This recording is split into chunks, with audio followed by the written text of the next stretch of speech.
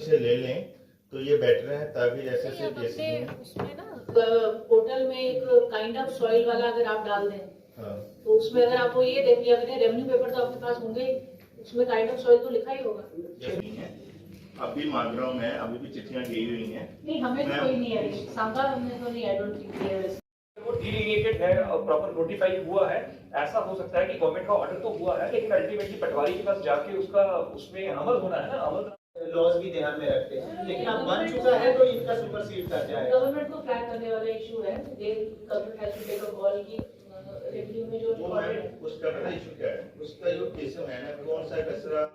सांबा जो डिस्ट्रिक्ट है इसमें पूरा what as per their plan, वहाँ जो जोन दिखा रहे हैं, जो जोन दिखा रहे हैं, जैसे एम्स के साइड पे अगर सत्संगगढ़ वाले एरिया है, वो जो है वो इंडस्ट्रियल दिखा रहा है।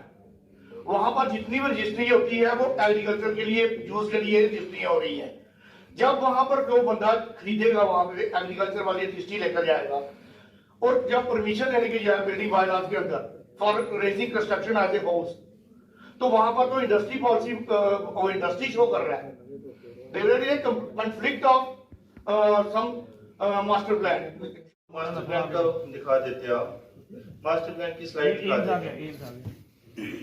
टोटल जो है वो दिखा रहा वहाँ घर के लिए जो चेंज ऑफ लैंड यूज है, उसके लिए अप टू 1 कनाल आपको सीएलयू की जरूरत नहीं रहेगी। This is a conflict of health. तभी मैं बोल रहा हूँ, वहां पर जेडीए में 1 कनाल आपकी नोटिफिकेशन के मुताबिक 1 कनाल के अंदर कोई चेंज ऑफ लैंड यूज करवाने की जरूरत नहीं है। बट वहां से अब जब सांबा में आएंगे हमारे वहां तो चेंज ऑफ लैंड यूज करवाना पड़ेगा।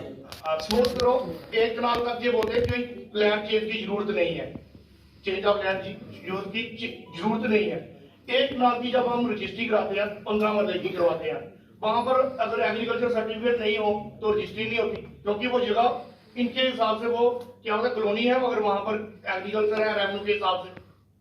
अगर रेवेन्यू के हिसाब से एग्रीकल्चर है तो हमें एग्रीकल्चर सर्टिफिकेट 1 मरले के लिए भी एग्रीकल्चर सर्टिफिकेट देकर हमें रजिस्ट्री करवानी पड़ती है।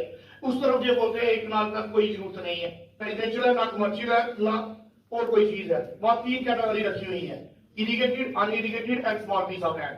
Small piece of land covers only 1 kanal of land, up to 1 kanal of land. Upward जो है वो इरिगेटेड या अनइरिगेटेड आएगा। उसमें हम स्मॉल पीस ऑफ लैंड का 1 मरला भी लेंगे, वो 1 मरले में कौन सी एग्रीकल्चरिस्ट करेगा, मुझे बताइए जनाब। उस रिजर्व करना है, हर जगह बोर्ड पे जरूरी नहीं है ना कि वो एक्चुअल में एग्रीकल्चर नहीं सर, हर जगह सिर्फ रजिस्ट्री में म्युनिसिपैलिटी के अंदर वाली जो होती है वही हो रही है विदाउट एग्रीकल्चर सर्टिफिकेट। मैं आपसे रिक्वेस्ट करता हूं, ये आगे और टॉपिक डिटेल में बात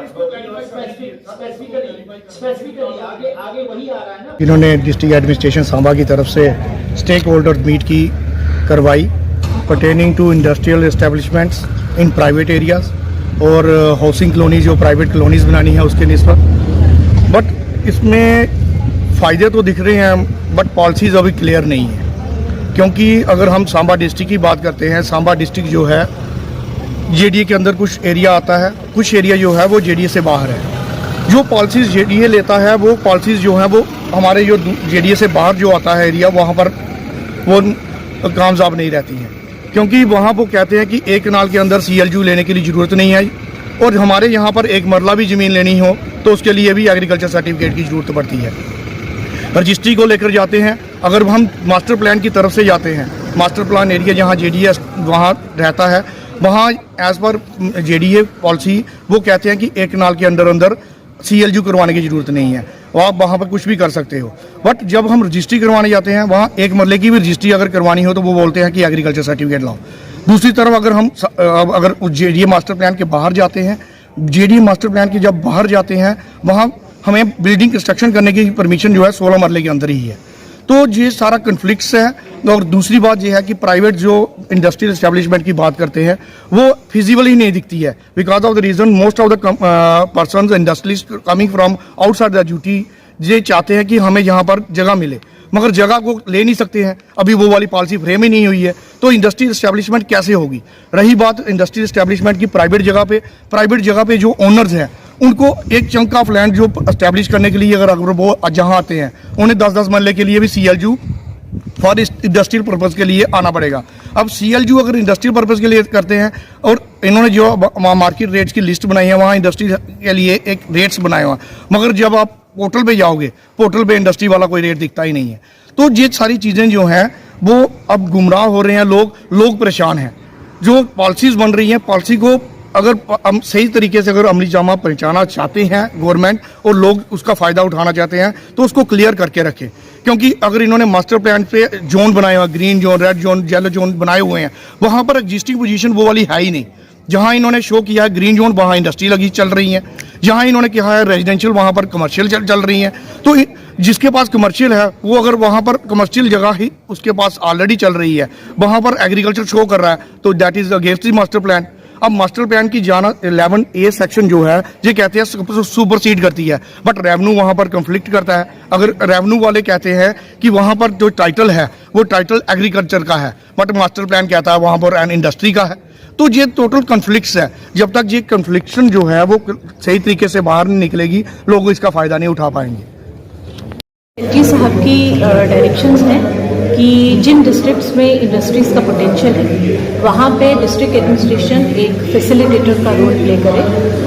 मेनली उसी ऑब्जेक्टिव को ध्यान में रखते हुए हमने यहाँ पे एक स्टेक होल्डर्स मीट आज ऑर्गेनाइज की है। इस स्टेक होल्डर्स मीट में रेवेन्यू और डिस्ट्रिक्ट एडमिनिस्ट्रेशन के जो बाकी सेगमेंट्स हैं जैसे पावर, PWD, PHE, जिनकी रिक्वायरमेंट्स रहती है इंडस्ट्रीज़ को डेवलप करने के लिए, वो भी यहाँ पे हैं। उसके अलावा इंडस्ट्रियल एसोसिएशंस की तरफ से रिप्रेजेंटेटिव्स हैं और प्रोस्पेक्टिव जो लोग हैं जो इंडस्ट्रियल एस्टेट डेवलप करना चाहते हैं वो सब यहाँ पे आज अवेलेबल हैं। हमने यहाँ पे कुछ रिसोर्स पर्सन्स को बुलाया है जो कि एक्सपर्ट इसमें अपने लेक्चर्स दे रहे हैं और बता रहे हैं कि क्या क्या किस तरह से क्या क्या प्रोसीजर रहता है।